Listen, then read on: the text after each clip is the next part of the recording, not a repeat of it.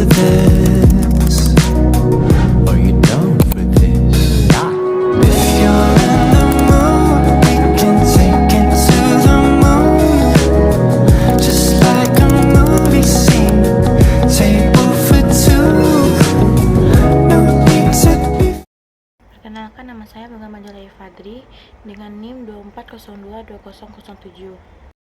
Etika dalam penulisan karya ilmiah adalah prinsip-prinsip dan norma-norma yang harus dipatuhi oleh penulis dalam menghasilkan dan mempublikasikan karya ilmiahnya. Beberapa etika yang harus diperhatikan dalam penulisan karya ilmiah yaitu jujur dalam menulis, akurat dalam menulis, menjunjung tinggi tanggung jawab, tidak mengubah fakta dengan dugaan, tidak menyembunyikan kebenaran, bebas plagiarisme, menjunjung hak cipta, keabsahan, dan keterandalan. Selain itu, penulis juga harus memperhatikan beberapa hal berikut, yaitu informasi dalam tulisan harus mudah dibaca dan dipahami. Yang kedua, tulis semua bahan bacaan yang dikutip dalam daftar kepustakaan. Yang ketiga, tidak mempublikasikan tulisan dalam bentuk yang sama untuk kedua kalinya tanpa izin tertulis. Yang keempat, tidak memecah tulisan dalam beberapa bagian. Yang kedua, saya akan menjelaskan tata tulis dalam penulisan karya ilmiah. Tata tulis dalam penulisan karya ilmiah meliputi yang pertama, struktur penulisan.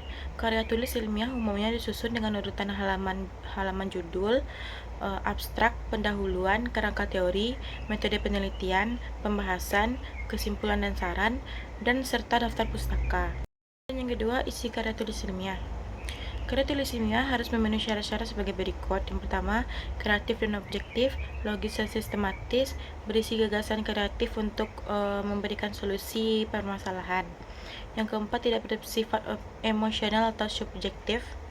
Yang kelima, didukung oleh data dan informasi dan referensi ilmiah. Karya asli, belum pernah diikut sertakan dalam lomba dan belum pernah dipublikasikan. Yang ketiga yaitu pendahuluan. Bagian pendahuluan berisi informasi terkait karya ilmiah yang dilakukan, seperti latar belakang masalah, tujuan, batasan, dan ruang lingkup. Keempat yaitu bagian inti. Bagian inti merupakan sajian gagasan pokok yang ingin disampaikan.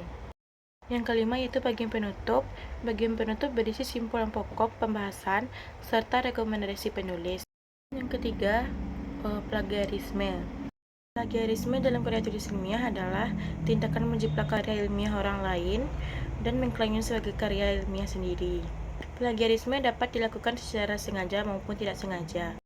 Berikut beberapa contoh plagiarisme dalam karya ilmiah. Yang pertama, mengambil bagian dari buku, situs web, atau artikel jurnal tanpa menggunakan tanda kutip dan mengutip sumbernya. Kedua, yaitu melakukan parafrase tanpa mengutip sumber aslinya. Ketiga, mengakui tulisan orang lain sebagai tulisan sendiri. Dan yang keempat, menyerahkan karya ilmiah yang sudah dipublikasikan oleh pihak lain sebagai karya ilmiah sendiri. Yang kelima, membeli esai atau makalah dan menyerahkannya sebagai karya sendiri. Sanksi dapat diberikan kepada pelaku plagiarisme yaitu teguran, peringatan penulis, penundaan pemberian sebagian hak mahasiswa, pembatasan nilai, pemberhentian dengan hormat atau tidak hormat, pembatalan ijazah. Beberapa cara untuk menghindari plagiarisme yaitu yang pertama, membaca kembali teks sumber sampai paham materinya. Kedua, menulis ulang gagasan dari teks sumber. Yang ketiga yaitu membuat daftar kata-kata di bawah parafrase.